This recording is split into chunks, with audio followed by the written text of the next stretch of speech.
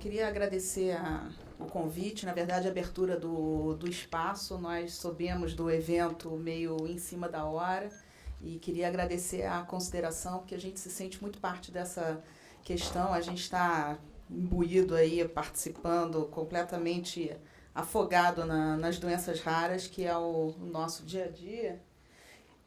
Peraí.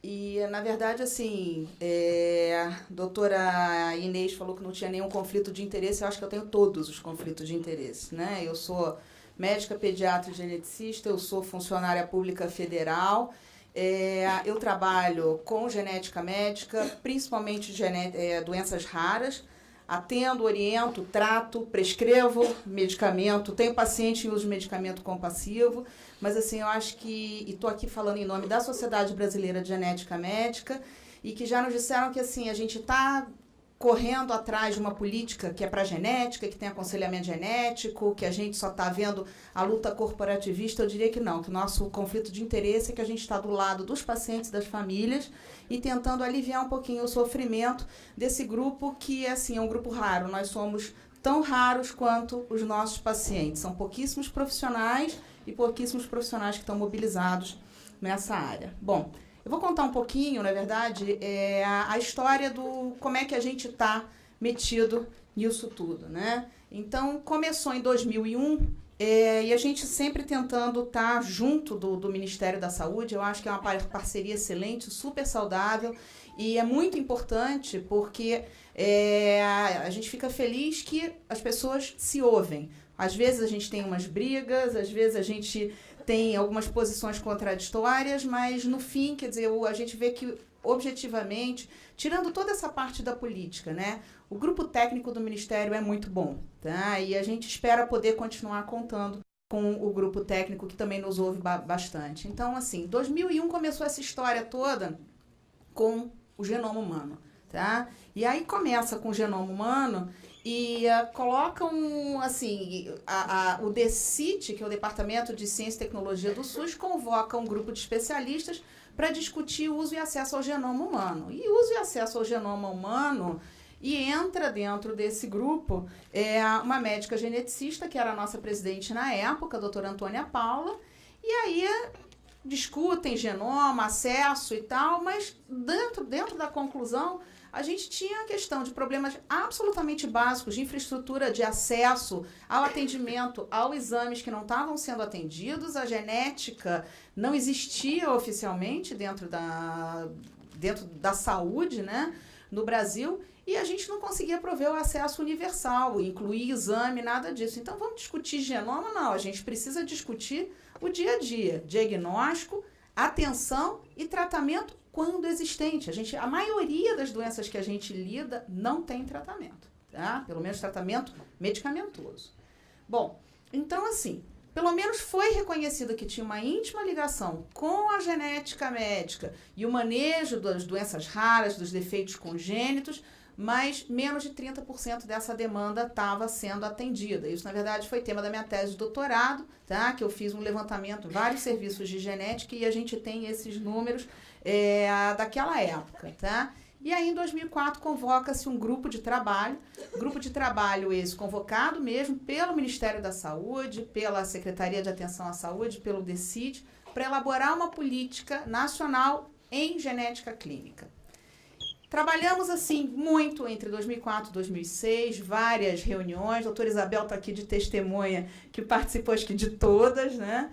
E o que aconteceu é que a gente estava com aquela coisa escrita muito bonita, e várias reuniões, e travou e nada aconteceu, porque faltou força política.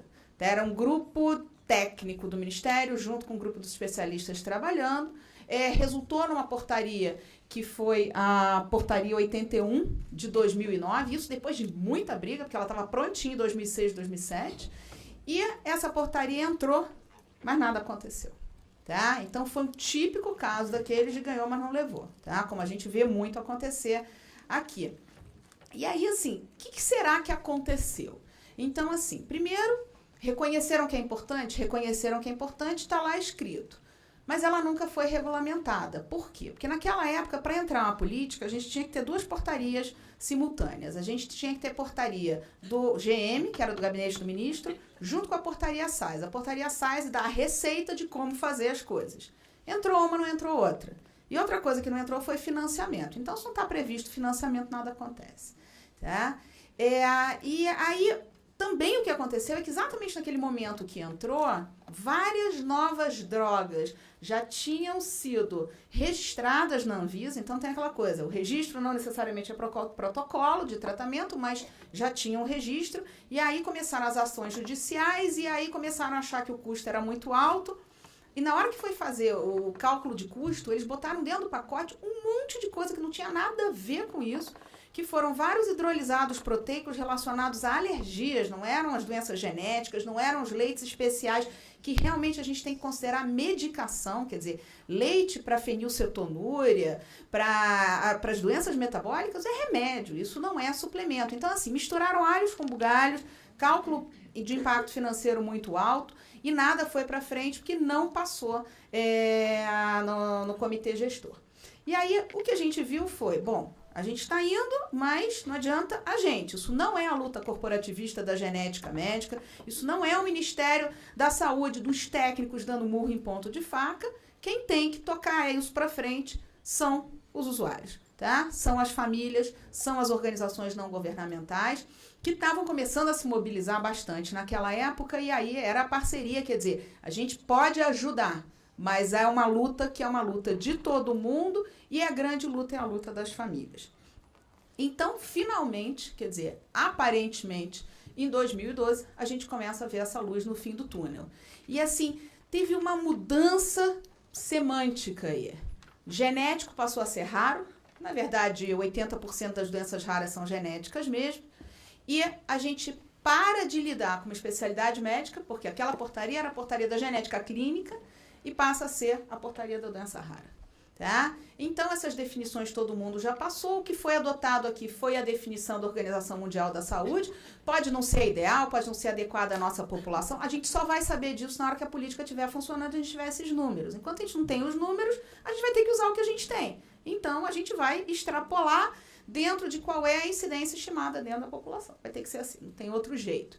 Tá? E aí, assim, como é que eu defino doença genética? Ela é causada por uma alteração em genes ou em cromossomos, habitualmente presentes antes do nascimento. Doença é doença, não é variação, não é mudança no DNA. Então, assim, as não doenças não estão aí. A gente está falando de doença de fato, com sintoma, tá?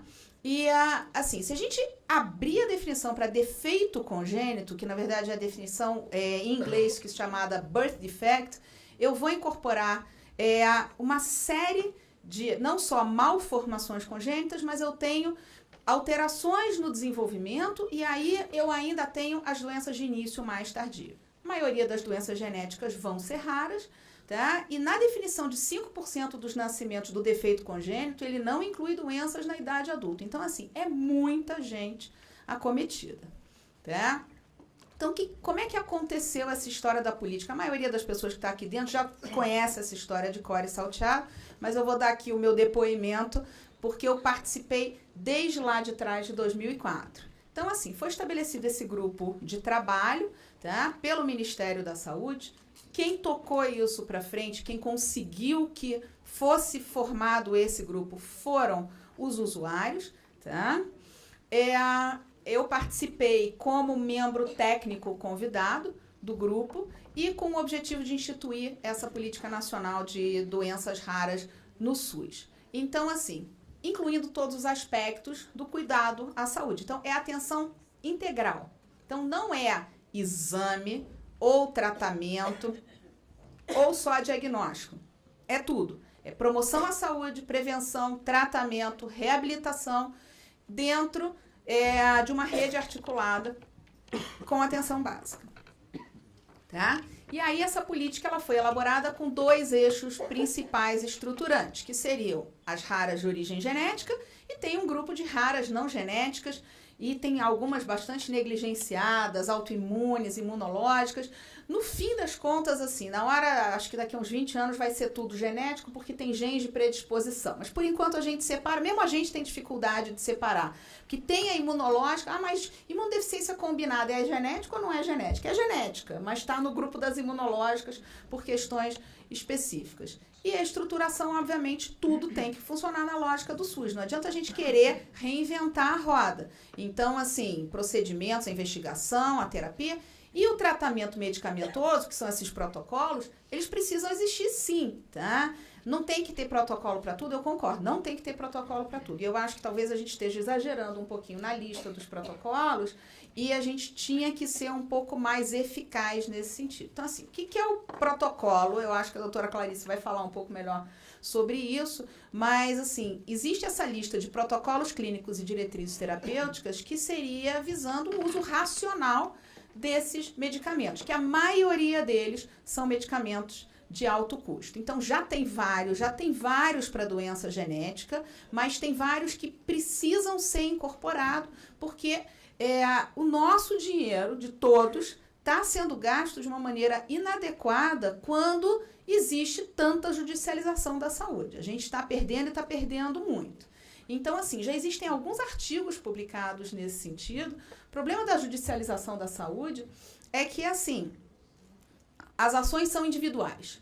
Aí as compras são impostas, não tem um plano de compra, não tem uma economia de volume, tem um monte de intermediário. Cada vez que eu recebo um estoque de medicação, não me mostre a nota fiscal, eu não quero ver. Dá vontade de sentar e chorar. É muito dinheiro e para alguns casos que eu como médica que trato, tem casos que eu acho que tinham que ser discutidos, que não tem tanta indicação assim, tá? Então a gente tem que ver isso com muita cautela.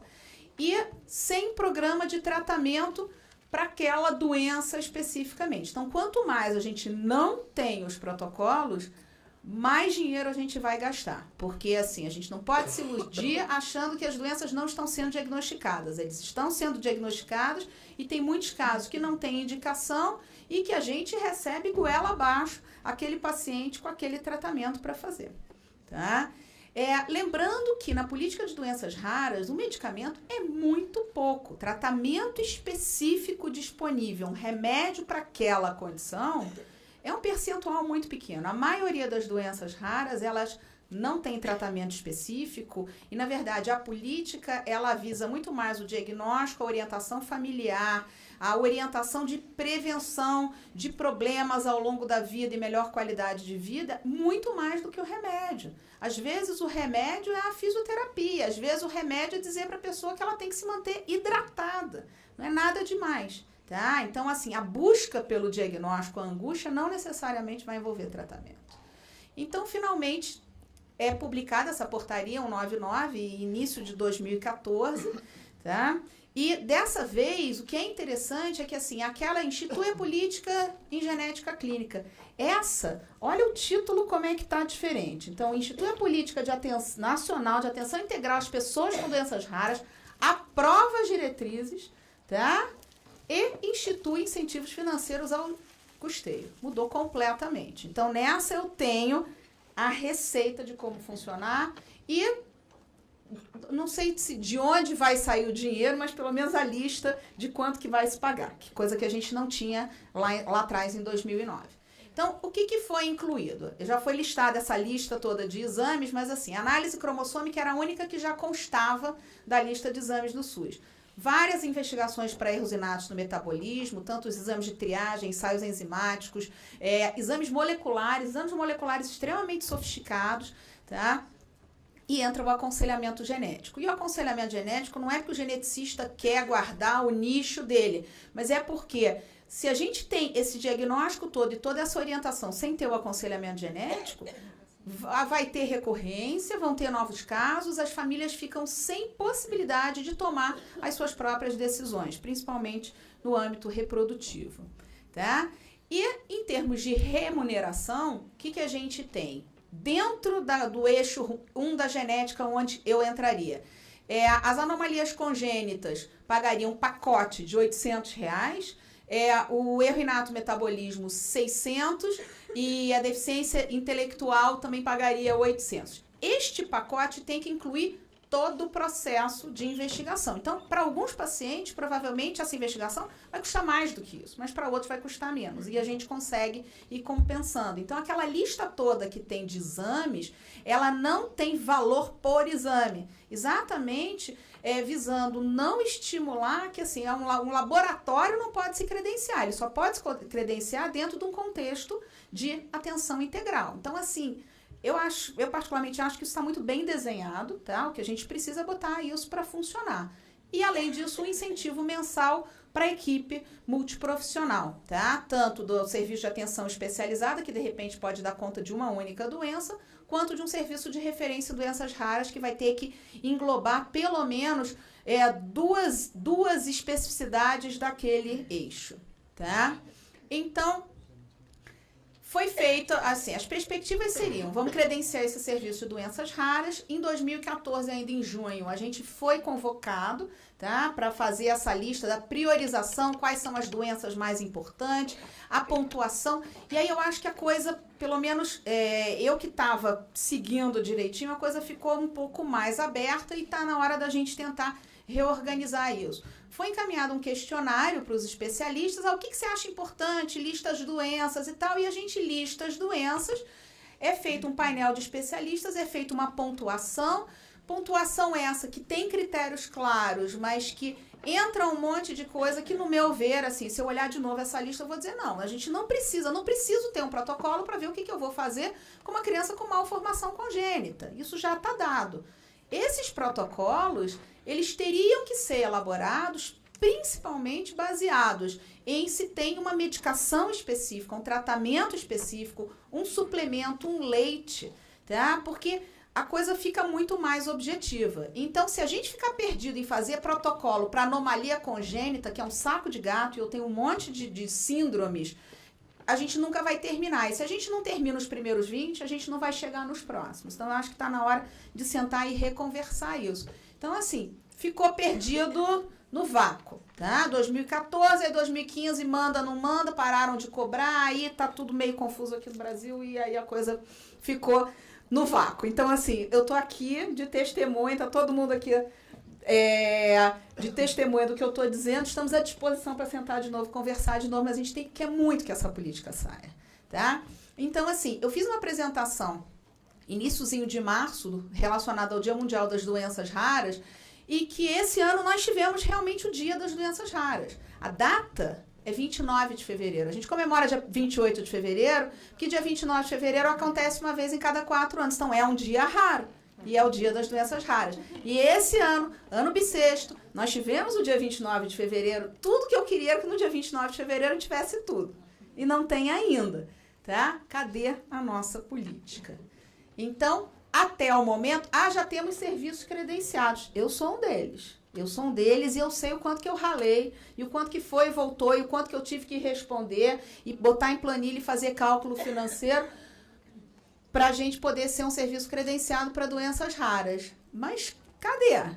Tá lá no nome que a gente é. Esse dinheiro não entrou, a gente não consegue cobrar, a gente não consegue fazer procedimento, a gente não tem nem meio profissional a mais, e a gente está sendo cobrado disso. Estamos tendo muitos problemas. Eu estou trazendo isso para saber como é que eu vou resolver, tá? Porque a judicialização continua. Então, assim, os PCDTs a gente continua não tendo e os pacientes continuam entrando na justiça atrás do tratamento e vão seguir entrando, estando eles registrados, não registrados, trazendo de fora, indo para Cuba, sei lá o que vão fazer, tá? A gente está com problema em relação à prescrição, tá? Então, se a gente sabe que um remédio funciona, a gente gostaria de poder prescrever, independente de custar 50 centavos ou 50 mil. Eu não gosto de prescrever de 50 mil, mas se for a única chance, eu vou prescrever um de 50 mil. Agora, nós temos colegas que estão sendo cerceados do seu direito de prescrever porque a instituição diz que só pode prescrever dentro de uma lista específica, ou só se tiver protocolo. Os colegas podem ser processados por conta disso, se eles não prescrevem pelo paciente, se eles prescrevem pelo hospital, ou fazem ele pagar do próprio bolso. Nós estamos sendo cerceados agora, e isso é muito recente, e eu compartilhei isso com alguns colegas e outros colegas geneticistas também. Nós estamos solicitando exames laboratoriais para diagnóstico, e nós chegamos, atendemos e dizemos, olha só, esse exame ele não está disponível no SUS. Qual exame? Array CGH. Aí eu recebo um mandato judicial dizendo, tá lá, tá na política. Está na política e vocês fazem parte do SUS e vocês têm que fazer. Tivemos um problemaço agora e toda hora tem uma ação judicial, e a minha instituição, que não tem dinheiro para insumo, para cariótipo, porque eu estou tirando verba de pesquisa para isso, teve que pagar R$5.000 para um laboratório privado para fazer um array CGH que a gente solicitou, e eu continuo indicando que o juiz resolveu que pela política das raras a gente tem que fazer. Então, assim, eu já não sei mais para onde correr. E daqui a pouco a vontade que a gente vai ter é de parar de fazer. Então, eu não posso atender, eu não posso prescrever, eu não posso pedir exame, porque daqui a pouco o meu hospital vai chegar para mim e vai dizer assim, você não pode fazer isso. Ou vai dizer, vai embora. Então, a gente está meio que no mato sem cachorro. Tá? E assim, a gente precisa sentar e conversar de novo e botar as coisas para funcionar, porque assim, tem muitos problemas no Brasil, tem várias vias de financiamento, mas assim, se tem um financiamento previsto, a gente tem que sentar, tem que organizar, porque a política tá linda, mas tem que botar para funcionar.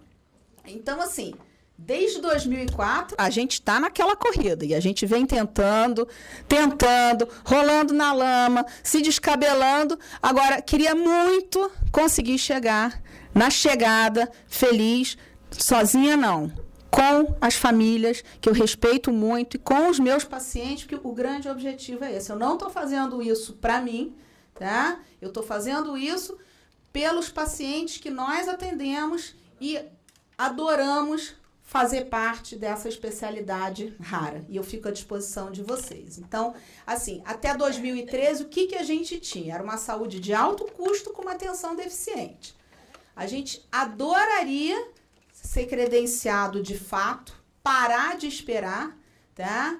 E partir para essa atenção integral, do básico ao complexo, de uma forma racional, com menos ação judicial, porque, assim, dói a gente ver o dinheiro saindo pelo ralo. Era isso que eu tinha para trazer.